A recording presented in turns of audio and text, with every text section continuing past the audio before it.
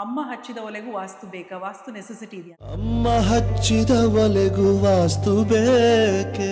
ಈಗಿನ ಕಾಲದಲ್ಲಿ ವಾಸ್ತು ಪ್ರಸ್ತುತ ಅನ್ಸುತ್ತಾ? ಇದ್ರ ಅವಶ್ಯಕತೆ ಇದೆಯಾ? ವಾಸ್ತು ಅಂತಂದ್ರೆ ಏನು? ಈಗಂತೂ ಅಪಾರ್ಟ್ಮೆಂಟ್ ಕಲ್ಚರ್ ತುಂಬ ಮ್ಯಾಚ್ ಬಾಕ್ಸ್ ಥರ ಆಗೋಗಿರುತ್ತೆ, ಮನೆ ಇಕ್ಕಟ್ಟಲ್ಲಿರುತ್ತೆ. ಈ ಮನೆಗೆ ಬಂದಾಗ ಅಭಿವೃದ್ಧಿ ಆಯಿತು ಅಂತ ಹೇಳೋದು ಕೇಳಿದ್ದೀವಿ, ಅಥವಾ ಈ ಮನೆಗೆ ಬಂದಮೇಲೆ ಕೆಲವರು ಜಗಳ ಆಗೋಯ್ತು.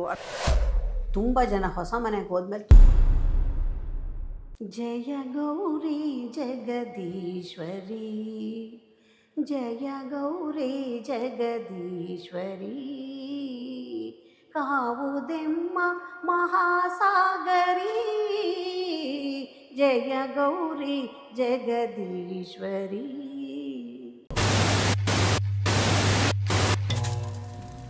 ನಮಸ್ಕಾರ ಎಲ್ರಿಗೂ, ನಾನು ಸೌಜನ್ಯ ಕೀರ್ತಿ. ಕರ್ನಾಟಕದ ಪ್ರಖ್ಯಾತ ಮುಕ್ತಿನಾಗ ಕ್ಷೇತ್ರದ ಧರ್ಮದರ್ಶಿಗಳಾದಂಥ ಶ್ರೀಮತಿ ಶ್ರೀ ಡಾಕ್ಟರ್ ಗೌರಿ ಸುಬ್ರಹ್ಮಣ್ಯ ಅವರು, ಗೌರಿ ಅಮ್ಮ ಅಂತಾನೆ ಪ್ರಖ್ಯಾತರಾಗಿರುವ ಗೌರಿ ಅಮ್ಮ ನಮ್ಮ ಜೊತೆ ಇದ್ದಾರೆ. ನಮಸ್ಕಾರ ಮೇಡಮ್, ಕಾರ್ಯಕ್ರಮಕ್ಕೆ ಸ್ವಾಗತ.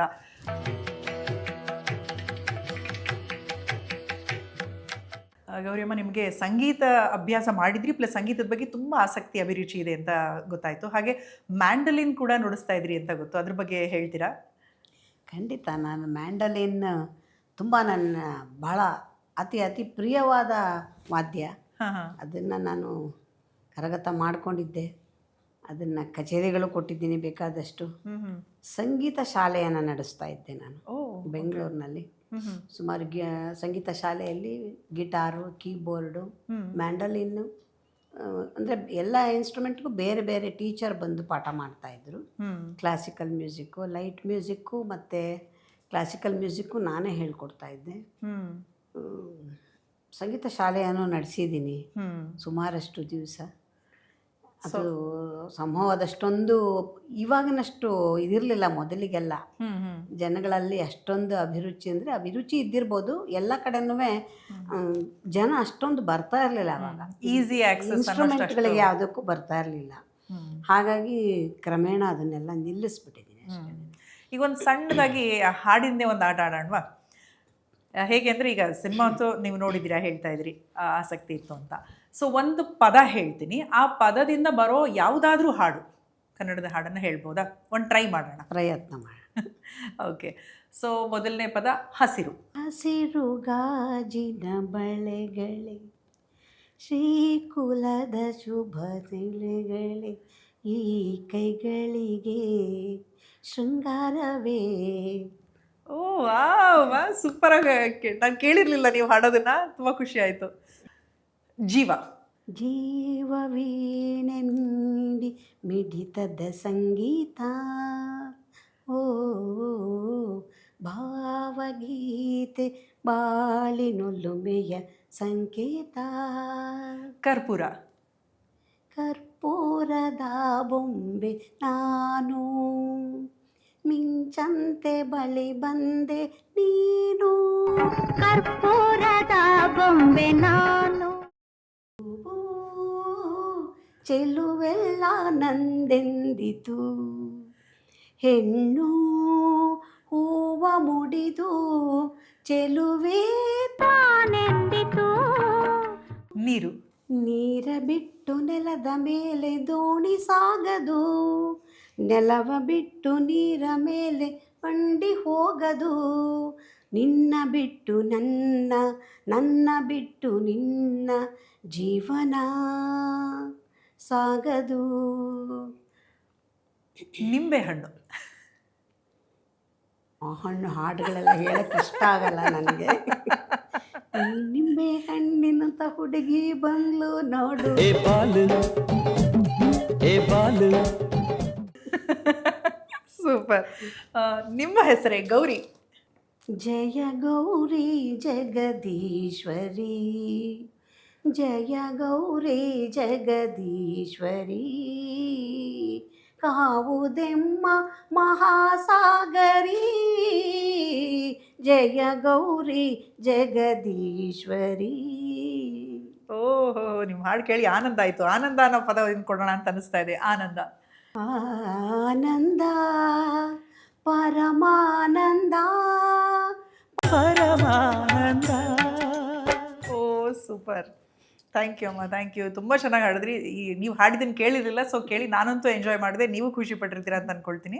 ತುಂಬ ಚೆನ್ನಾಗಿ ಹಾಡಿದ್ರಿ. ಆಮೇಲೆ ಆರೋಗ್ಯದ ಬಗ್ಗೆ, ಆಹಾರದ ಬಗ್ಗೆ ತುಂಬ ವಿಚಾರಗಳನ್ನ ತಿಳಿಸ್ಕೊಡ್ತಿದ್ರಿ. ಸೊ ನಮ್ಮಲ್ಲಿ ಮರಳಿ ಸಂತೆ ಅಂತ ಒಂದು ಮಳಿಗೆ ಇದೆ. ಆ ಸ್ಟೋರಲ್ಲಿ ಹೇಗೆ ಅಂದರೆ ಸಾವಯವ ಕೃಷಿ ಪದಾರ್ಥಗಳಿಂದ ಬೆಳೆದಿರುವಂತಹ ಆಹಾರ ಪದಾರ್ಥಗಳನ್ನ ಮಾರ್ತಾರೆ. ಅವ್ರ ಕಡೆಯಿಂದ ನಿಮಗೊಂದು ಗಿಫ್ಟ್ ಇದೆ. ಮರಳಿ ಸಂತೆ ಅವ್ರ ಕಡೆಯಿಂದ ಗೌರಿ ಅಮ್ಮ ಅವ್ರಿಗೆ ಈ gift. Thank you, thank you. ಈಗಂತೂ ಆಹಾರ ತುಂಬ ಪಲ್ಯೂಟ್ ಆಗಿರೋದ್ರಿಂದ ಆಹಾರದ ವಿಚಾರವಾಗಿ ತುಂಬ ಕಾಳಜಿ ವಹಿಸಿ ಇವರು ಸಾವಯವ ಕೃಷಿ ಪದಾರ್ಥಗಳನ್ನ ಇವ್ರ ಸ್ಟೋರಲ್ಲಿ ಮಾರ್ತಾ ಇದ್ದಾರೆ. ಸೊ ಅವ್ರ ಕಡೆಯಿಂದ ಈ ಗಿಫ್ಟ್ ನಿಮಗೆ. Thank you. ಯಾಕೆಂದರೆ ತುಂಬ ಕೆಮಿಕಲ್ಸನ್ನು ಉಪಯೋಗ ಮಾಡಿ ರಸಗೊಬ್ಬರಗಳಂತ ಹಾಕಿ ನಮ್ಮ ಆಹಾರದಲ್ಲಿ ತುಂಬ, ಯಾಕೆ ನೀವಾಗಲೇ ಬಿಳಿ ಕೂದಲು ಅಂದರೆ ನಾವು ತಿಂತಾ ಇರೋ ಆಹಾರ ಅಷ್ಟು ಪೊಲ್ಯೂಟ್ ಆಗಿದೆ, ಅದು ಒಂದು ಕಾರಣ. ಹಾಗಾಗಿ ಇಂಥವ್ರಿಗೆ ನಾವು ಎಲ್ಲರೂ ಕೂಡ ಉತ್ತೇಜನ ಮಾಡಬೇಕು. ಹೆಚ್ಚು ಅವರು ಎಲ್ಲನೂ ಕೂಡ ಹಳೆಯ ಪದ್ಧತಿಯಿಂದ, ಹಳೆಯ ಈ ಕೆಮಿಕಲ್ ಗೊಬ್ಬರ ಅಲ್ದಿರ ದನ ಕರುಗಳಿಂದ ಬರ್ತಕ್ಕಂತಹ ಗೊಬ್ಬರವನ್ನು ಬಳಕೆ ಮಾಡಿ ಇವರು ಬೆಳೀತಾ ಇರುವಂತಹ ಇಂಥವ್ರಿಗೆ ನಾವೆಲ್ಲರೂ ಕೂಡ ಕೈ ಜೋಡಿಸ್ಬೇಕು. ಅಂತಹದ್ದು ಇನ್ನೂ ಹೆಚ್ಚು ಹೆಚ್ಚು ಉತ್ಪನ್ನಗಳು ಬರಲಿ. ಮಾಡ್ತಾ ಇರೋರಿಗೆ ಖಂಡಿತವಾಗಿಯೂ ಕೂಡ ಶುಭಾಶಯಗಳು, ಅವರ ಅಭಿವೃದ್ಧಿ ಆಗಲಿ ಅಂತ ಹೇಳಿ ಹೇಳ. ಓಕೆ. ಮರಳಿ ಸಂತೆ ಅಂತ ರಂಗಶಂಕರದ ಹತ್ತಿರ ಇರೋವಂಥ ಶಾಪ್. ನೀವು ಕೂಡ ಒಂದ್ಸಲ ಭೇಟಿ ಮಾಡಿ. ನಿಮಗೆ ಆಯುರ್ವೇದದ ವಿಚಾರ ಗೊತ್ತು, ಜೊತೆಗೆ ಜ್ಯೋತಿಷದ ವಿಚಾರಗಳನ್ನು ತಿಳಿಸ್ಕೊಡ್ತಾ ಬಂದಿದ್ದೀರಾ. ವಾಸ್ತು ಬಗ್ಗೆ ಕೇಳಿದಾಗಂತೂ ಈ ಪ್ರಶ್ನೆ ಕೇಳಲೇಬೇಕು ಅಂತ ಅನ್ನಿಸ್ತು, ವಾಸ್ತು ತಜ್ಞರು ಆಗಿರೋದ್ರಿಂದ. ಏನಂದರೆ ಈಗ ಸೋಷಿಯಲ್ ಮೀಡಿಯಾದೆಲ್ಲ ವಾಸ್ತು ವಿಚಾರವಾಗಿ ಒಂದು ರೀತಿ ಬಿಸ್ನೆಸ್ ಆಗಿಬಿಟ್ಟಿದೆ ಅಂತ ಅನಿಸುತ್ತೆ. ಈಗಿನ ಕಾಲದಲ್ಲಿ ವಾಸ್ತು ಪ್ರಸ್ತುತ ಅನಿಸುತ್ತಾ? ಇದರ ಅವಶ್ಯಕತೆ ಇದೆಯಾ? ಏನು ಹೇಳ್ತೀರಾ ಅದ್ರ ಬಗ್ಗೆ? ಖಂಡಿತ ಎಲ್ಲ ಕಾಲಕ್ಕೂ ಇದರ ಅವಶ್ಯಕತೆ ಇದೆ. ವಾಸ್ತು ಅಂತಂದರೆ ಏನು ಅಂತಂದರೆ ಆ್ಯಕ್ಚುಲಿಯಾಗಿ ಡಿಕ್ಷನರಿ ಮೀನಿಂಗ್ ತೊಗೊಂಡ್ರೆ ತಳಹದಿಗಿಂತ, ಆದರೆ ಇದು ವಾಸಿಸುವ ಸ್ಥಳ ಅಂತ ಅಷ್ಟೇ. ವಾಸಿಸುವ ಸ್ಥಳನ ವಾಸ್ತು ಅಂತ ಹೇಳಿ ಕರೀತಕ್ಕಂಥದ್ದು. ಎಲ್ಲಕ್ಕಿಂತ ಹೆಚ್ಚಾಗಿ ಪಂಚಭೂತಗಳ ತತ್ವಗಳನ್ನು ಅಳವಡಿಸ್ಕೊಂಡು ಒಂದು ಮನೆ ಕಟ್ಟಿದಾಗ ಅಲ್ಲಿ ಮನುಷ್ಯ ನೆಮ್ಮದಿಯಾಗಿ ಬದುಕಲಿಕ್ಕೆ ಸಾಧ್ಯ. ಆ ಪಂಚಭೂತಗಳ ತತ್ವಗಳೇನೇ ಈ ವಾಸ್ತುಶಾಸ್ತ್ರ ಅಂತಕ್ಕಂತಹ ಶಾಸ್ತ್ರವಾಗಿರುವಂಥದ್ದು. ಹಾಗಾಗಿ ಈ ಒಂದು ಮೂಢನಂಬಿಕೆಯೂ ಅಲ್ಲ, ವೈಜ್ಞಾನಿಕವಾಗಿ ಇರ್ತಕ್ಕಂಥದ್ದು ಹೌದು. ಇದು ಏನೋ ಈ ಕಾಲಕ್ಕೆ ಬೇಕಾ, ಆ ಕಾಲಕ್ಕೆ ಬೇಕಾ, ಎಲ್ಲ ಕಾಲಕ್ಕೂ ಬೇಕು. ಹಳೆಯ ಪುರಾತನ ಕಾಲದಿಂದ ಋಗ್ವೇದದಲ್ಲಿ ಕೂಡ ವಾಸ್ತುಶಾಸ್ತ್ರಕ್ಕೆ ಸಂಬಂಧಪಟ್ಟ ಹಾಗೆ, ಅಂದರೆ ಶಾಸ್ತ್ರ ಅಂತ ಇಲ್ಲ ಅದರಲ್ಲಿ, ವಾಸಿಸುವ ಮನೆ ಹೀಗೆಲ್ಲ ಲಕ್ಷಣದಲ್ಲಿ ಇರಬೇಕು ಅನ್ನೋದು ಇದೆ. ಅದೇ ಮುಂದೆ ವಾಸ್ತುವಾಗಿರಬಹುದು. ಅಥರ್ವಣ ವೇದದಲ್ಲಿ ಕೂಡ ಈ ಪಂಚಭೂತಗಳ ತತ್ವವನ್ನು ಆಧರಿಸಿಕೊಂಡು ಮನೆಯನ್ನು ಕಟ್ಟಬೇಕು ಅನ್ನುವಂತಹ ಒಂದು, ಇದೆಲ್ಲವೂ ವೇದಗಳ ಕಾಲದಿಂದ ಬಂದಿರತಕ್ಕಂಥದ್ದು. ಇದು ಇವತ್ತು ಹುಟ್ಟಿರೋದು ಅಲ್ಲ. ಇದು ಬೇಕಾ ಬೇಡವಾ, ಅವತ್ತು ಬೇಕಾಗಿತ್ತಾ, ಇವತ್ತಿಗೆ ಬೇಕಾಗಿರಲಿಲ್ವಾ? ಇಲ್ಲ. ಇದು ಒಂದು ಯಾವುದೇ ಒಂದು ಲೇಔಟನ್ನು ಮಾಡಬೇಕಾದ್ರೆ ಆ ಲೇಔಟ್ ಪ್ಲ್ಯಾನಿಂಗಲ್ಲೇ ಇದನ್ನು ಅಳವಡಿಸ್ಬಿಟ್ರೆ ಆ ಜಾಗದಲ್ಲಿ ವಾಸ ಮಾಡೋ ಎಲ್ಲರೂ ಕೂಡ ನೆಮ್ಮದಿಯಾಗಿರೋಕ್ಕೆ ಸಾಧ್ಯ. ಉದಾಹರಣೆಗೆ ಒಂದು ನೀರಿನ ಸೆಲೆ ಅಂತಂದಾಗ ಹಿಂದೆ ಎಲ್ಲ ಸಣ್ಣ ಸಣ್ಣ ಊರುಗಳಲ್ಲಿ ಕೆರೆ, ತೊರೆ ಅಥವಾ ನದಿ ಈ ಥರದ್ದು ಏನಿರ್ತಿತ್ತು ಅದನ್ನು ಈಶಾನ್ಯಕ್ಕೆ ಬರುವ ಹಾಗೆ ಮಾಡಿಕೊಂಡು ಬಾಕಿದು ಊರನ್ನು ಕಟ್ಕೊಳ್ತಾ ಇದ್ರು. ದಕ್ಷಿಣ ಭಾಗಕ್ಕೆ ಬಂದ ಹಾಗೆ ಸ್ಮಶಾನವನ್ನು ಮಾಡ್ಕೊಳ್ತಾ ಇದ್ರು. ಡ್ರೈನೇಜ್ ಸಿಸ್ಟಮ್ ನೀರು ಎಲ್ಲಿ ಹೋಗಬೇಕು ಅಂದರೆ ವಾಯುವ್ಯಕ್ಕೆ ಹೋಗೋ ಹಾಗೆ ಮಾಡ್ತಾಯಿದ್ರು. ಇವೆಲ್ಲವೂ ಕೂಡ ಸೈಂಟಿಫಿಕ್ಕಾಗಿ ಕೂಡ ವರ್ಕ್ ಆಗ್ತಕ್ಕಂಥದ್ದು. ತುಂಬ ಸಿಂಪಲ್ ಅಂತಂದರೆ ಗಾಳಿ ಬರೋ ಕಡೆಗೆ ಕಿಟಕಿಗಳಿಟ್ಕೋಬೇಕು, ಸೂರ್ಯನ ರಶ್ಮಿ ಬರೋ ಕಡೆಗೆ ಬಾಗಿಲಿಟ್ಕೋಬೇಕು. ಇದು ಸೈನ್ಸ್ ಅಂತ ಒಪ್ಕೋತೀವಲ್ವಾ? ಸೂರ್ಯನ ರಶ್ಮಿ ಮನೆಗೆ ಬಂದಾಗ ಮನೆಯ ಚೈತನ್ಯ ಜಾಸ್ತಿ ಆಗತ್ತೆ. ಸೂರ್ಯನೇ ಚೈತನ್ಯ. ಒಂದು ದಿವಸ ಸೂರ್ಯ ರಜಾ ಹಾಕ್ಲಿ, ಇಡೀ ಪ್ರಪಂಚವೇ ಅಲ್ಲೋಲ ಕಲ್ಲೋಲ ಆಗೋಗುತ್ತೆ. 1 ಗಂಟೆ ಗ್ರಹಣಕ್ಕೆ ಮರೆ ಆದ್ರೇನೇನೆ ಅಲ್ಲಾಡಿ ಹೋಗ್ತೀವಿ. ಒಂದು ದಿವಸ ಏನಾದ್ರು ಸೂರ್ಯ ರಜಾ ಹಾಕಿದ್ರೆ ನಾವು ಉಳಿಲಿಕ್ಕೆ ಸಾಧ್ಯನಾ? ಸಸ್ಯ ಸಂಕುಲ ಇರ್ಬೋದು, ಪ್ರಾಣಿ ವರ್ಗ ಇರ್ಬೋದು, ಮನುಷ್ಯ ಇರ್ಬೋದು, ಎಲ್ಲರಿಗೂ ಚೈತನ್ಯವೇ ಸೂರ್ಯ. ಸೂರ್ಯನ ರಶ್ಮಿಯಲ್ಲಿ ಅಷ್ಟು ಶಕ್ತಿ ಇದೆ. ಆ ಸೂರ್ಯನ ರಶ್ಮಿ ಬರುವ ದಿಕ್ಕಿಗೆ ನೀವು ಒಂದು ಬಾಗಿಲಿಡಿ ಅಂತ ಹೇಳ್ತೀವಿ. ಅದು ಮೂಢನಂಬಿಕೆಯ? ಖಂಡಿತ ಅಲ್ಲ. ಗಾಳಿ ಬರುವ ದಿಕ್ಕಿನಲ್ಲಿ ಕಿಟಕಿಗಳನ್ನು ಇಡಿ ಅಂತ ಹೇಳಿದ್ರೆ ಅದು ಮೂಢನಂಬಿಕೆಯ? ಅಲ್ಲ. ಗಾಳಿ ಬೇಕು, ನ್ಯಾಚುರಲ್ ಏರ್ ಇರಬೇಕು. ಎಷ್ಟೇ ಹೊತ್ತು ಎ ಸಿಲಿದ್ರೂ ಕೂಡ 5 ನಿಮಿಷ ಫ್ರೆಶ್ ಏರ್ಗೆ ಹೋಗಿ ಬಂದರೆ ಮನಸ್ಸು ರಿಲ್ಯಾಕ್ಸ್ ಆಗುತ್ತೆ. ಹಾಗಾಗಿ ಈ ಪಂಚಭೂತ ತತ್ವಗಳನ್ನು ಅಳವಡಿಸ್ಕೊಂಡಿರ್ತಕ್ಕಂಥದ್ದು ವಾಸ್ತು ಅನ್ನುವಂಥದ್ದು. ವಾಸ್ತು ಯಾವ ಕಾಲಕ್ಕೂ ಬೇಕು, ಇವತ್ತಿಗೂ ಬೇಕು, ಮುಂದಕ್ಕೂ ಬೇಕು. ಈಗಂತೂ ಅಪಾರ್ಟ್ಮೆಂಟ್ ಕಲ್ಚರ್ ತುಂಬ ಮ್ಯಾಚ್ ಬಾಕ್ಸ್ ಥರ ಆಗೋಗಿರುತ್ತೆ, ಮನೆ ಇಕ್ಕಟ್ಟಲ್ಲಿರುತ್ತೆ. ಸೊ ಬಾಗಿಲು ಈ ಕಡೆಗೆ ಇರಬೇಕಾ, ದೇವ್ರ ಮನೆ ಯಾವ ಕಡೆಗೆ ಇರಬೇಕು, ಇಲ್ಲ ನಾವು ಕಟ್ ಆಗೋಗಿದೆ ಈಗೇನು ಮಾಡೋಕ್ಕಾಗಲ್ಲ, ಈ ಥರದ ಮಾತುಗಳು ತುಂಬ ಬರುತ್ತೆ. ದೇವ್ರ ಮನೆ ಅಂತ ಇಟ್ಕೊಳ್ಳೋದು ಕೂಡ ಕಮ್ಮಿ ಆಗಿಬಿಟ್ಟಿದೆ ಇವಾಗ. ಸಿಂಪಲಾಗಿ ಎಲ್ಲಾದರೂ ಒಂದು ದೇವ್ರ ಫೋಟೋ ಇಟ್ಟು ಅದನ್ನೇ ಪೂಜೆ ಮಾಡಿಬಿಡ್ತಾರೆ. ಏನಾದರೂ ಈಗ ದೇವ್ರ ಮನೆ ಅಂತ ಇಟ್ಕೊಳ್ತೀವಿ, ಒಂದು ದೇವ್ರ ಬಾಕ್ಸ್ ಆ ಥರ ಏನಾದರೂ ಮಾಡ್ಕೊಳ್ತಾರೆ ಅಂದರೆ ಯಾವುದಕ್ಕೆ, ಈಗ ಬಾಗಿಲಿಗೂ ಆ ಥರದ್ದು ಏನಾದರೂ ಜನರಲಾಗಿ ಹೇಳಬಹುದಾ ಅಥವಾ ತುಂಬ ದೊಡ್ಡ ವಿಚಾರ ಆಗುತ್ತಾ, ಹೇಗೆ? ಏನಿಲ್ಲ, ಪೂರ್ವಾಭಿಮುಖವಾಗಿ ಇಟ್ಕೊಂಡ್ರೆ ಸಾಕು. ಎಗೈನ್ ಪೂರ್ವಾಭಿಮುಖವಾಗಿ ಯಾಕೆ ಇಡಬೇಕು ಅಂತಂದರೆ, ಸೂರ್ಯನ ರಶ್ಮಿ ಬಂದಾಗ ನೇರವಾಗಿ ಯಾವುದೇ ದೇವಸ್ಥಾನದ ಪರಿಕಲ್ಪನೆಯನ್ನು ಲೆಕ್ಕ ಹಾಕ್ಕೊಂಡು ನೋಡಿ, ಸೂರ್ಯನಿಗೆ ಅಭಿಮುಖವಾಗಿಯೇ ಸೂರ್ಯನ ರಶ್ಮಿ ಇಲ್ಲಿ ಬರುತ್ತೆ ಅಂದರೆ ಇಲ್ಲಿ ದೇವರನ್ನ ಸ್ಥಾಪನೆಯನ್ನು ಮಾಡಿರ್ತಾರೆ. ಎಷ್ಟೇ ಬಾಗಿಲುಗಳನ್ನು ಮಾಡಿದ್ರು ಬಾಗಿಲುಗಳೆಲ್ಲ ಒಂದೇ ನೇರದಲ್ಲಿರುತ್ತೆ. ಯಾಕೆಂದರೆ ಅಡ್ಡ ಆ ಕಡೆಗೊಂದು ಈ ಕಡೆಗೊಂದು ಬಾಗಿಲನ್ನು ಇಡಲ್ಲ. ಸೂರ್ಯನ ರಶ್ಮಿ ನೇರವಾಗಿ ದೇವರ ಪ್ರತಿಬಿಂಬದ ಮೇಲೆ ಬೀಳಲಿ ಅಂತ. ಆ ಬಿಂಬದ ಚೈತನ್ಯದಿಂದ ದೈವಕ್ಕೆ ಶಕ್ತಿ ಬರ್ತಕ್ಕಂಥದ್ದು. ದೈವದ ವಿಗ್ರಹವನ್ನು ನಾವು ಮಾಡಿಟ್ಟ ಕ್ಷಣಕ್ಕೆ ಅಲ್ಲಿ ಚೈತನ್ಯ ಇರೋದಿಲ್ಲ. ನಾವು ಪೂಜೆ ಮಾಡುವ ಮಂತ್ರಗಳಿಂದ, ಸೂರ್ಯನ ರಶ್ಮಿಯಿಂದ, ನೀರಿನ ಗಾಳಿ, ನೀರು, ಬೆಳಕು ಎಲ್ಲವೂ ಪಂಚಭೂತಗಳೇ. ನಾವು ಅಭಿಷೇಕ ಮಾಡುವ ನೀರಿನಿಂದ, ಹಾಲಭಿಷೇಕ ಮಾಡ್ತಾರ್ರಿ, ಅಷ್ಟೊಂದು ವೇಸ್ಟ್ ಆಗೋಗ್ಬಿಡುತ್ತೆ, ನ್ಯಾಚುರಲ್ ವೇಸ್ಟ್ ಅದು ಅಂತ ಹೇಳ್ತಾರೆ. ಹಾಲನ್ನು ದೈವಕ್ಕೆ ನಾವು ಅಭಿಷೇಕ ಮಾಡಿದಾಗ ಆ ಹಾಲೆಲ್ಲ ಎಲ್ಲಿ ಹೋಗುತ್ತೆ? ಭೂಮಿಗೆ ಹೋಗುತ್ತೆ. ಭೂಮಿಗೆ ಆಗಿಂದಾಗ್ಗೆ ಒಂದಷ್ಟು ಹಾಲು ಹೋಗ್ತಾ ಇದ್ದರೆ ಆ ಜಾಗ ಎಲ್ಲ ಎನರ್ಜೈಸ್ ಆಗುತ್ತೆ. ಆ ಜಾಗದಲ್ಲಿ ಬರ್ತಕ್ಕಂಥವ್ರಿಗೆಲ್ರಿಗೂ ಕೂಡ ಆ ಸಕಾರಾತ್ಮಕ ಶಕ್ತಿಗಳನ್ನು ತಗೊಳ್ಳುವಂತಹ ಅವಕಾಶ ಒದಗಿ ಬರುತ್ತೆ. ಯಾಕಾಗಿ ದೇವಸ್ಥಾನಕ್ಕೆ ಹೋಗ್ತೀವಿ ನಾವು? ದೇವಸ್ಥಾನಕ್ಕೆ ಹೋದಾಗ ನಮ್ಮಲ್ಲಿರ್ತಕ್ಕಂತಹ ನೆಗೆಟಿವಿಟೀಸ್ ಎಲ್ಲ ಕಳ್ಕೊಂಡು ಅಲ್ಲಿರುವಂತಹ ಪಾಸಿಟಿವಿಟೀಸ್ನ ನಾವು ತಗೊಳ್ಳೋದಕ್ಕೋಸ್ಕರ ನಾವು ದೇವಸ್ಥಾನಕ್ಕೆ ಹೋಗೋದು. ಆ ದೇವಸ್ಥಾನಕ್ಕೆ ಅವೆಲ್ಲ ಎಲ್ಲಿಂದ ಬರುತ್ತೆ? ಸೂರ್ಯನ ರಶ್ಮಿ, ಪೂಜೆ ಮಾಡುವ ನೀರು, ಮತ್ತು ಮಾಡುವ ಅಭಿಷೇಕಗಳು, ಅದ್ರ ಜೊತೆಗೆ ಮಂತ್ರೋಚ್ಚಾರಣೆ, ಘಂಟಾನಾದ, ತಾಮ್ರದಿಂದ ಮಾಡಿರ್ತಕ್ಕಂತಹ ಕಳಶಗಳು, ಇವೆಲ್ಲದರಿಂದ ಅಲ್ಲೊಂದು ಪಾಸಿಟಿವ್ ವೈಬ್ರೇಷನ್ ಇರುತ್ತೆ. ಅದನ್ನು ಸ್ವೀಕಾರ ಮಾಡಲಿಕ್ಕೋಸ್ಕರ ದೇವಸ್ಥಾನಕ್ಕೆ ಹೋಗಬೇಕು. ಇವತ್ತೆಲ್ರಿಗೂ ದೇವಸ್ಥಾನಕ್ಕೆ ಹೋದರೆ ಏನು ಮಾಡ್ತಾರೆ? ಸ್ಪೀಡಾಗಿ ಹೋಗೋದು, ಒಂದು ಸಲ್ಯೂಟ್ ಸ್ವಾಮಿಗೆ ಹೊಡೆಯೋದು, ಹೋಗ್ತಾ ಇರೋದು, VIP ದರ್ಶನ. ಆ ರೀತಿ ದರ್ಶನ ಮಾಡೋದಲ್ಲ. ದೈವತ್ವದ ಕಡೆಗೆ ಹೋಗಬೇಕಾದ್ರೆ ಪ್ರಶಾಂತವಾಗಿ ಹೋಗಿ 5 ನಿಮಿಷ ಅಲ್ಲಿ ಕೂತ್ಕೋಬೇಕು. ಆ ಜಾಗ ಕೂತ್ಕೊಂಡಾಗ ಮಾತ್ರನೇ, ನಾನು ಇದನ್ನು ಎಲ್ಲ ಕಡೆ ಹೇಳ್ತಾ ಇರ್ತೀನಿ. ಸುಮ್ಮನೆ ಸ್ಪೀಡಾಗಿ ಹೋಗಿ ನಾನು ಆ ದೇವಸ್ಥಾನಕ್ಕೆ ಹೋದೆ, ಈ ದೇವಸ್ಥಾನಕ್ಕೆ ಹೋದೆ. ನಾವು ಮಕ್ಕಳಲ್ಲಿ ಎಷ್ಟು ಗಣೇಶನ ಹಬ್ಬದ ದಿವಸ ನಾನು 50 ಗಣೇಶನ ನೋಡ್ಕೊಂಬಂದೆ, ನಾನು 60 ಗಣೇಶನ ನೋಡ್ಕೊಂಬಂದೆ ಅಂತ ಲೆಕ್ಕ ಮಕ್ಕಳಲ್ಲಿ ಹೇಳ್ತೀವಲ್ವ. ಹಂಗೆ ನಾನು ಆ ದೇವಸ್ಥಾನಕ್ಕೆ ಹೋಗಿದ್ದೆ, ಈ ದೇವಸ್ಥಾನಕ್ಕೆ ಹೋಗಿದ್ದೆ, ನಾನು ಅವ್ರಿಗೆ ಹೋಗಿದ್ದೆ, ಈ ಊರಿಗೆ ಹೋಗಿದ್ದೆ. ಏನೂ ಜೀವನದಲ್ಲಿ ಬದಲಾವಣೆ ಇಲ್ಲ. ಯಾಕಾಗಿ ಇಲ್ಲ? ನೀವೆಲ್ಲೂ ಸಮಾಧಾನವಾಗಿ ದೇವಸ್ಥಾನದಲ್ಲಿ ಕೂತ್ಕೊಳ್ಳೇ ಇಲ್ಲ. ಅಲ್ಲಿದ್ದಂತಹ ಒಳ್ಳೆಯದನ್ನು ಏನನ್ನೂ ನೀವು ಸ್ವೀಕಾರನೇ ಮಾಡಲಿಲ್ಲ. ಹಾಗಾಗಿ ಇದೆಲ್ಲವೂ ಒಳ್ಳೆಯ ವಿಜ್ಞಾನ ನಮ್ಮ ಪೂರ್ವಿಕರು ಮಾಡಿರ್ತಕ್ಕಂಥದ್ದು. ಓಕೆ. ಸೊ ಈಗ ಮನೆಯಲ್ಲಿ ನಾವು ಈಗ ವಾಸ್ತು ವಿಚಾರವಾಗಿ ಬಂತಂದರೆ, ಏನಾದರೂ ಸರಿಯಾಗಿ ವಾಸ್ತು ಪ್ರಕಾರವಾಗಿ ಅಂದರೆ ಏನಕ್ಕೆ ಹೇಳಕ್ಕೆ ಹೋಗ್ತಿದ್ದೀನಿ ಅಂತಂದರೆ, ಈ ಮನೆಗೆ ಬಂದಾಗ ಅಭಿವೃದ್ಧಿ ಆಯಿತು ಅಂತ ಹೇಳೋದು ಕೇಳಿದ್ದೀವಿ, ಅಥವಾ ಈ ಮನೆಗೆ ಬಂದಮೇಲೆ ಕೆಲವರು ಜಗಳ ಆಗೋಯ್ತು, ಅಥವಾ ಏನಂತಾರೆ ನಮ್ಮ ಒಳ್ಳೆದೆಲ್ಲ ಹಾಳಾಗೋಯ್ತು, ಆ ಥರದ್ದೆಲ್ಲ ಕೇಳ್ತಿರ್ತೀವಿ. ಅದು ನಿಜವಾಗ್ಲೂ ವರ್ಕ್ ಆಗುತ್ತಾ ಅದಕ್ಕೂ ಇದಕ್ಕೂ? ಅಥವಾ ಏನಾದರೂ ಮೆಂಟಲಿ ಸೈನ್ಸ್ ಏನಾದರೂ ಇದೆಯಾ ಇದ್ರ ಹಿಂದೆ? ಖಂಡಿತ ವರ್ಕ್ ಆಗುತ್ತೆ. ಇದು ತುಂಬ ಜನ ಹೊಸ ಮನೆಗೆ ಹೋದ್ಮೇಲೆ ತುಂಬ ತೊಂದರೆಗಳಿಗೆ ಸಿಕ್ಕಾಕೊಳ್ಳೋದನ್ನು ನಾವು ನೋಡಿದ್ದೀವಿ. ಇದಕ್ಕೆ ಸಾಕಷ್ಟು ಕಾರಣಗಳಿದೆ. ಸಾಮಾನ್ಯ ನಾನು ವಾಸ್ತು ನೋಡೋದಕ್ಕೆ ಮನೆಗಳಿಗೆ ಹೋಗ್ತೀನಲ್ಲ, ಒಂದ್ಸಲ ಒಬ್ಬರು ಮನೆಗೆ ಕರ್ಕೊಂಡು ಹೋಗಿದ್ರು. ನಂಗೆ ಅವ್ರು ಯಾರೂ ಗೊತ್ತಿಲ್ಲ, ಅವ್ರ ಹಿನ್ನೆಲೆ ಗೊತ್ತಿಲ್ಲ. ಯಾರೋ ಬರ್ತಾರೆ, ಕರ್ಕೊಂಡು ಹೋಗ್ತಾರೆ. ಅವ್ರ ಮನೆಗೆ ಹೋದಾಗ ನಾನು ಸಾಮಾನ್ಯ ಬಾಗ್ಲಲ್ಲಿ ನಿಂತ್ಕೊಂಡಾಗಲೇ ಇವ್ರ ಮನೇಲಿ ಜನ ಹೆಂಗಿದ್ದಾರೆ ಅಂತ ನನಗೆ ಗೊತ್ತಾಗೋಗುತ್ತೆ. ಅವ್ರೇನು ಒಳಗಡೆ ಹೋಗಾರೆ ಹರಿಕತೆ ನಂಗೆ ಹೇಳಬೇಕಾಗೇ ಇಲ್ಲ.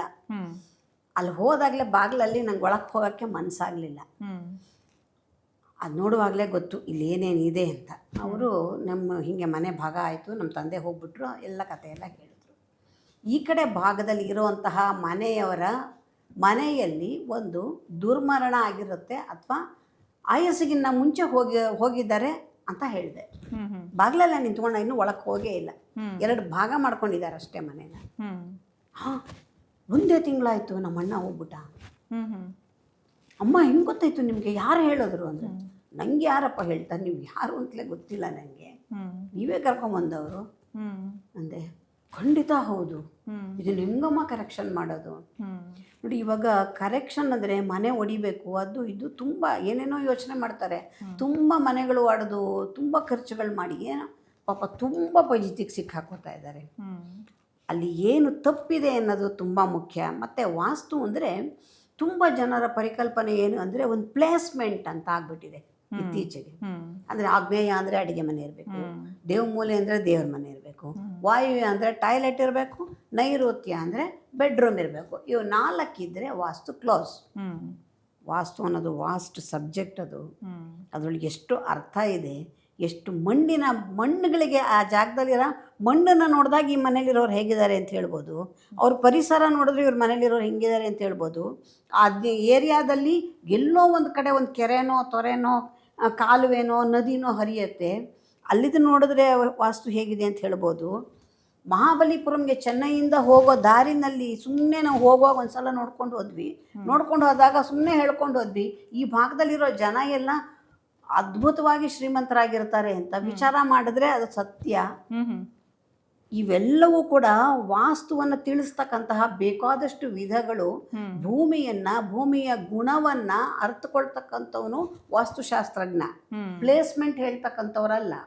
ಹಿಂದೆ ಮೇಸ್ತ್ರಿಗಳು ಹೇಳೋರು, ಅಮ್ಮ ಇಲ್ಲಿ ಅಡುಗೆ ಬಚ್ಚಿನ ಮನೆ ಕಟ್ಟಬೇಕಾದ್ರೆ ಬಚ್ಚಿನ ಮನೆಗೆ ಬೆಂಕಿ ಈ ಕಡೆ ಹಾಕ್ಬೇಕಮ್ಮ, ಒಲೆ ಇಲ್ಲ ಹಾಕೋಣ ಅಂತ.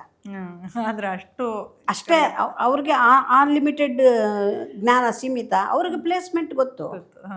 ಬರೀ ಪ್ಲೇಸ್ಮೆಂಟ್ ವಾಸ್ತು ಅಲ್ಲ, ವಾಸ್ತು ತುಂಬ ದೊಡ್ಡ ವಿಷಯ.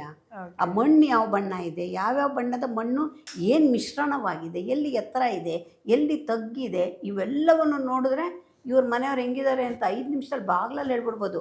ಮನೆ ಒಳಗೋಗಿ ನಿಮ್ಮ ಮನೇಲಿ ಇಲ್ಲೇನಿಟ್ಟಿದ್ದೀರಾ ಅಲ್ಲೇನಿಟ್ಟಿದ್ದೀರಾ, ನಾವು ಬೀರು ಹೀಗೆ ತಿರುಗಿಸ್ಬೋದಾ ಹಾಗೆ ತಿರುಗಿಸ್ಬೋದಾ.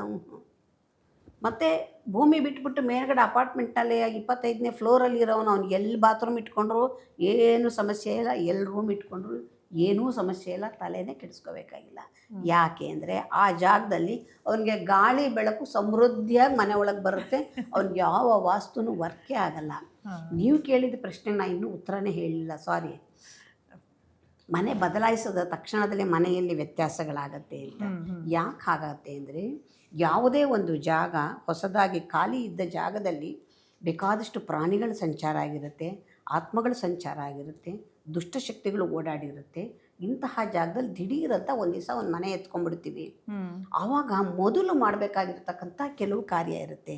ಭೂಶುದ್ಧಿ ಮೊದಲನೇದಾಗಿ. ಭೂಶುದ್ಧಿ ಯಾರೂ ಮಾಡೋದೇ ಇಲ್ಲ. ಶುದ್ಧಿ ಅಂತಂದರೆ ಕಸ ಗುಡಿಸೋದಲ್ಲ. ಭೂಮಿಯನ್ನು ಶುದ್ಧಿ ಮಾಡೋದಕ್ಕೆ ಮಂತ್ರದಿಂದ ಮತ್ತು ನೀರಿನಿಂದ ಕೆಲವೊಂದು ಕೆಲಸ ಮಾಡಬೇಕು.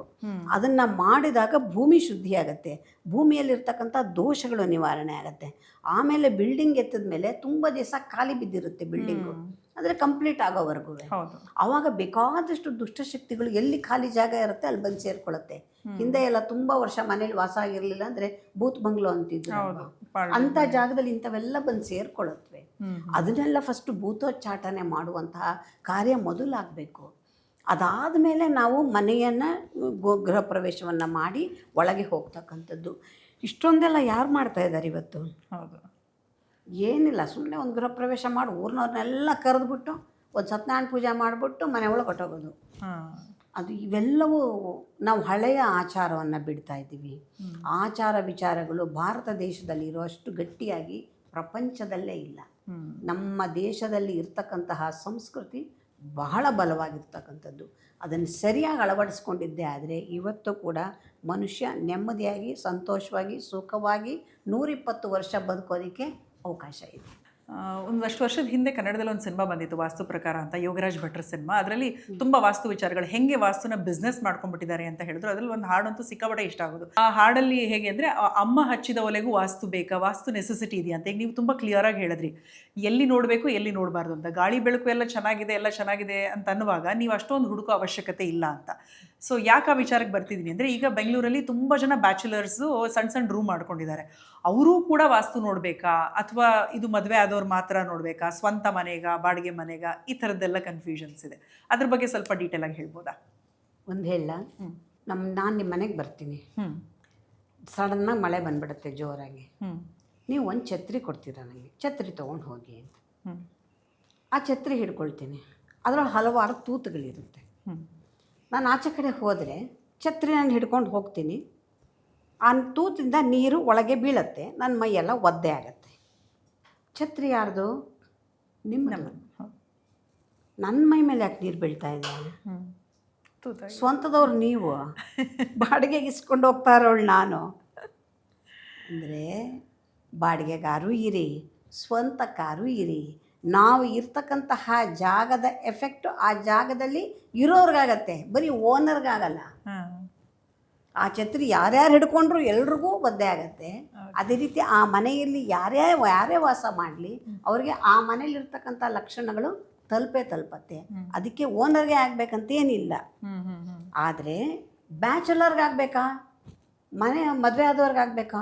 ವಾಸ್ತು ಬ್ಯಾಚುಲರ್ಗೊಂದು, ಮದುವೆ ಆದವ್ರಿಗೊಂದು, ಮಕ್ಕಳಿರೋರ್ಗೊಂದು ಆ ಥರ ವಿಂಗಡಣೆ ಅದರಲ್ಲಿಲ್ಲ.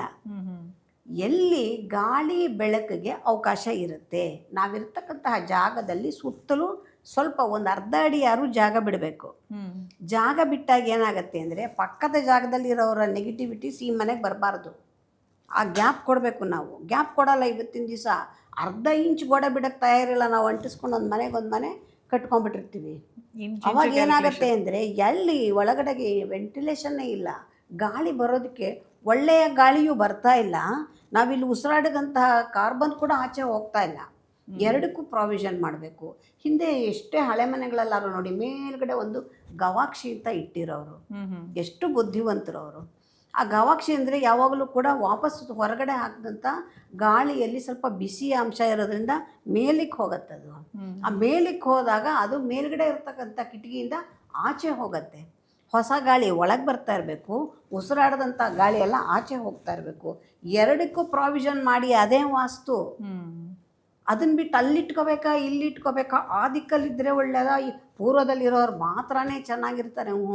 ಪಶ್ಚಿಮದಲ್ಲಿರೋರು ಎಷ್ಟು ಜನ ಕುಬೇರರಿಲ್ಲ. ಈಗ ಮುಳುಗೋ ಬಾಗಿಲಿದ್ರೆ ನಾವು ಹೋಗಲ್ಲ ಅಂತಾರೆ ಕೆಲವರು. ನಮ್ಮ ಜಾತಕಕ್ಕೆ ಆಗಿ ಬರುತ್ತೆ, ಕೆಲವರು ಆಗಿ ಬರಲ್ಲ. ಬಿಸ್ನೆಸ್ ಮಾಡುವಾಗಲೂ ಅಷ್ಟೇ ಬಾಗಿಲು ನೋಡ್ತಾರೆ, ಅಂಗಡಿ ಇದಕ್ಕೆಲ್ಲ. ಅದು ಹೌದಾ? ಅದು ವರ್ಕ್ ಆಗುತ್ತಾ? ಹೌದು. ಗ್ರಹಕ್ಕೂ ಸಂಬಂಧ ಇದೆ. ನಮ್ಮ ಜಾತಕದಲ್ಲಿ ಗ್ರಹಗಳು ಹೇಗಿದೆ ಅದಕ್ಕೆ ಪೂರಕವಾಗಿರ್ತಕ್ಕಂತಹ ಮನೆಯೇ ನಮಗೆ ಸಿಕ್ಕುವಂಥದ್ದು. ಹಾಗಾಗಿ ಈ ಗ್ರಹ ಎರಡು ಕೂಡ ಒಂದಕ್ಕೊಂದು ಹೊಂದಾವಣಿಕೆ ಇರ್ತಕ್ಕಂಥದ್ದು. ಯಾವಾಗ ಗ್ರಹಗತಿಗಳನ್ನು ನಾವು ಬದಲಾಯಿಸೋಕ್ಕೆ ಸಾಧ್ಯ ಇಲ್ಲ, ಏನೋ ಸ್ವಲ್ಪ ಕಡಿಮೆ ಮಾಡ್ಕೋಬೋದು ತೀಕ್ಷ್ಣತೆಯನ್ನು. ಈ ಗ್ರಹವನ್ನು ನಾವು ಬದಲಾಯಿಸ್ಕೊಳ್ಳೋಕೆ ಅವಕಾಶ ಇದೆ. ಹಾಗಾಗಿ ನಮ್ಮ ಜಾತಕದಲ್ಲಿ ಯಾವ ಗ್ರಹಗಳು ಬಲವಾಗಿದೆ ಅಂತ ತಿಳ್ಕೊಂಡಾಗ ಆ ಗ್ರಹಗಳಿಗೆ ಅನುಕೂಲಕರವಾಗಿರ್ತಕ್ಕಂತಹ ದಿಕ್ಕಿಗೆ ನಾವು ಹೋದಾಗ, ನಮಗೆ ಇವಾಗ ಗಾಳಿ ವಿರುದ್ಧ ದಿಕ್ಕಿಗೆ ನಾವು ಹೋದಾಗ ಸ್ವಲ್ಪ ಸ್ಟ್ರಗಲ್ ಆಗುತ್ತೆ. ನೀರು ಹರಿಯೋ ದಿಕ್ಕಿನಲ್ಲೇ ದೋಣಿ ಹೋಗ್ತಾ ಇದ್ರೆ ಸ್ಮೂತಾಗಿ ಹೋಗ್ತಾ ಇರುತ್ತೆ. ಆಪೋಸಿಟ್ ಡೈರೆಕ್ಷನಲ್ಲಿ ಹೋಗಬೇಕು ಅಂದರೆ ಸ್ವಲ್ಪ ಸ್ಟ್ರೈನ್ ತೊಗೊಂಡು ಹೋಗಬೇಕಾಗತ್ತೆ. ಹಾಗೆಯೇ ನಮಗೆ ಗ್ರಹ ಪೂರಕವಾಗಿರ್ತಕ್ಕಂಥ ದಿಕ್ಕಿನ ಮನೆಗೆ ಹೋದಾಗ ನಮ್ಮ ಜೀವನ ತುಂಬ ತಂತಾನೇ ಸುಲಭವಾಗಿರುತ್ತೆ. ಅಪೋಸಿಟ್ ಡೈರೆಕ್ಷನಲ್ಲಿರೋ ಮನೇಲಿದ್ದಾಗ ನಾವು ಒಂದು ಸ್ವಲ್ಪ ಸರ್ಕಸ್ ಮಾಡಬೇಕಾಗತ್ತೆ, ಸೈಕಲ್ ಹೊಡಿಬೇಕಾಗತ್ತೆ. ಅದರಿಂದ ಅದಕ್ಕೆ ಗ್ರಹಕ್ಕೂ ತುಂಬ ಸಂಬಂಧ ಇರ್ತಕ್ಕಂಥದ್ದು. ಯಾರ ಜಾತಕದಲ್ಲಿ ಶನಿ ಬಹಳ ಬಲವಾಗಿರ್ತಾನೆ ಅವರು ಪಶ್ಚಿಮದಲ್ಲಿ ಅವರೇ ಸ್ಟ್ರಾಂಗ್ ಮಾಸ್ಟರ್, ತುಂಬ ಜೋರಾಗಿರ್ತಾರೆ. ಯಾರಿಗೆ ರವಿ ಬಲವಾಗಿರ್ತಾನೆ ಅವರು ಪೂರ್ವದಲ್ಲಿ ಚೆನ್ನಾಗಿರ್ತಾರೆ. ಯಾರಿಗೆ ಗುರು ಬಲವಾಗಿರ್ತಾನೆ ಅವರು ಉತ್ತರದಲ್ಲಿ ಚೆನ್ನಾಗಿರ್ತಾರೆ. ಈ ತರಹ ಯಾರ ಜಾತಕದಲ್ಲಿ ರಾಹು ಕುಜ ಇಂಥವ್ರು ಸುಪ್ರೀಮ್ ಆಗಿರ್ತಾರೆ ಅವರು ಮಾತ್ರ ದಕ್ಷಿಣದಲ್ಲಿ ಬಲವಾಗಿರೋಕ್ಕೆ ಸಾಧ್ಯ. ಸಾಮಾನ್ಯವಾಗಿ ಎಲ್ಲರ ಜಾತಕದಲ್ಲಿಯೂ ರಾಹು ಕುಜ ಸ್ವಲ್ಪ ದೋಷಯುಕ್ತನಾಗಿರೋದೇ ತುಂಬ ಜಾಸ್ತಿ. ಹಾಗಾಗಿ ದಕ್ಷಿಣದಲ್ಲಿ ಹೋದಾಗ ಮನೆಯಲ್ಲಿ ಅವಘಡಗಳು ಜಾಸ್ತಿ ಆಗುವಂಥ ಸಾಧ್ಯತೆ. ಈಗ ಸುಮಾರು ಮನೆಗಳನ್ನು ವೆಸ್ಟ್ ಫೇಸಿಂಗಲ್ಲಿ ಮಾಡಿಬಿಟ್ಟಿರ್ತಾರೆ. ಸೊ ಆಲ್ರೆಡಿ ಕೆಲವರು ವಾಸ ಇರ್ತಾರೆ. ಸೊ ಈಗ ಆಲ್ರೆಡಿ ನಾವು ಇದ್ದೀವಿ, ಈಗ ಬದಲಾಯಿಸೋದಕ್ಕೆ ಅವಕಾಶ ಇಲ್ಲ ಅಂತಂದ್ರೆ ಅವ್ರೇನಾದ್ರು ಪರಿಹಾರಗಳು ಮಾಡ್ಕೊಳ್ಬೋದು, ಅಥವಾ ಮನೆಯಲ್ಲಿ ಯಾವ ರೀತಿ ಕ್ರಮ ಮಾಡ್ಕೊಳ್ಬೋದು ಅವರು ಸಿಂಪಲ್ ಆಗಿ? ಅದನ್ನು ನೋಡ್ಕೋಬೇಕು. ಪಶ್ಚಿಮದಲ್ಲಿದ್ದಾಗ ಅವರ ಜಾತಕಕ್ಕೆ ಸೂಟ್ ಆಗೋದಿದ್ದರೆ ಅವಾಗೇನು ಅವ್ರು ಬದಲಾವಣೆ ಮಾಡ್ಕೊಳ್ಳೋ ಅವಶ್ಯಕತೆ ಬರೋದೇ ಇಲ್ಲ. ಹಾಗಿಲ್ಲದಾಗ ಮಾತ್ರ ಪಶ್ಚಿಮಕ್ಕೆ ಒಡೆಯ ಯಾರು?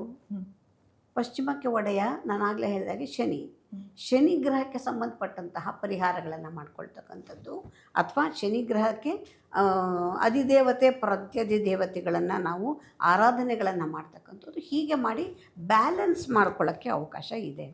ಎರಡನ್ನೂ ನೋಡಬೇಕು. ಅವಾಗ ಯಾವಾಗಲೂ ಕೂಡ ಯಾರು ವಾಸ್ತು ಗೊತ್ತಿರುತ್ತೆ ಅವರಿಗೆ ಜ್ಯೋತಿಷ್ಯ ಗೊತ್ತಿದ್ದರೆ ಆ ಜಾಗದಲ್ಲಿ ಸಕ್ಸಸ್ ಜಾಸ್ತಿ. ಈ ಬರೀ ವಾಸ್ತು ನೋಡೋ ಅಂಥವ್ರಿಗೆ ಅಷ್ಟೊಂದು 100% ಸಕ್ಸಸ್ ಹೇಳಲಿಕ್ಕೆ ಸಾಧ್ಯ ಇಲ್ಲ. ಯಾಕೆಂದರೆ ಗ್ರಹಗಳ ಬಗ್ಗೆ ಅವ್ರಿಗೆ ನಾಲೆಡ್ಜ್ ಇರಲ್ಲ. ಅಂದರೆ ವಾಸ್ತು ಬಗ್ಗೆ ಅವ್ರು ಚೆನ್ನಾಗಿ ತಿಳ್ಕೊಂಡಿರ್ತಾರೆ, ಇಲ್ಲ ಅಂತಲ್ಲ. ಅದನ್ನು ಬೇಕಾದ್ರೆ ಆ ಜಾಗಕ್ಕೆ ಸಂಬಂಧಪಟ್ಟಾಗ ಅವ್ರು ಏನು ಬೇಕಾದರೂ ಮಾಡೋಕ್ಕೆ ಅವ್ರಿಗೆ ಸಿದ್ಧ ಇರಬಹುದು. ಎರಡು ಗೊತ್ತಿದ್ದಾಗ ಸ್ವಲ್ಪ ಬೆನಿಫಿಟ್ ಜಾಸ್ತಿ. ಹೀರೋ ಅಥವಾ ಆ ಸೂಪರ್ ಸ್ಟಾರ್ನ ಇಮಿಟೇಟ್ ಮಾಡೋಕ್ಕೋ ಅಥವಾ ಅದನ್ನ ಹಾಕೊಂಡ್ರೆ ನನಗೂ ಒಳ್ಳೇದಾಗುತ್ತಾ ಅಂತನೋ ಒಂದು ಬ್ಲೈಂಡ್ ಆಗಿ ಫಾಲೋ ಮಾಡ್ತಾರೆ. ನಿಮಗೆ ಒಳ್ಳೇದಾದದ್ದೆಲ್ಲ ನಂಗೆ ಆಗ್ಬೇಕಂತಿಲ್ಲ. ಅದೊಂದು ಲೈಫ್ ಗೋಲ್ ಥರ ಆಗ್ಬಿಟ್ಟಿರುತ್ತೆ. ಒಂದು ವಜ್ರದ ಓಲೆ ಆದರೂ ತೊಗೋಬೇಕು, ಒಂದು ಅಟ್ಲೀಸ್ಟ್ ಒಂದು ಮೂಗ್ಬಟ್ ಆದರೂ ತೊಗೋಬೇಕು, ಒಂದು ಆಸೆ. ವಜ್ರ ಮಾತ್ರ ಎಲ್ಲರೂ ಹಾಕಲೇಬಾರ್ದು. ನವರತ್ನದ ಉಂಗುರ ಎಲ್ರಿಗೂ ಆಗಬಾರ್ದು. ಸ್ಪೈಸಸ್ನ ತಿನ್ನೋದು ಅಥವಾ ಕುಡಿಯೋದು ಮಾಡ್ತಾ ಹೋಗ್ತಾರೆ. ಬಟ್ ಬೇಸಿಕಲಿ ನಮ್ಮ ರೋಟೀನ್ ಹೇಗಿರಬೇಕು?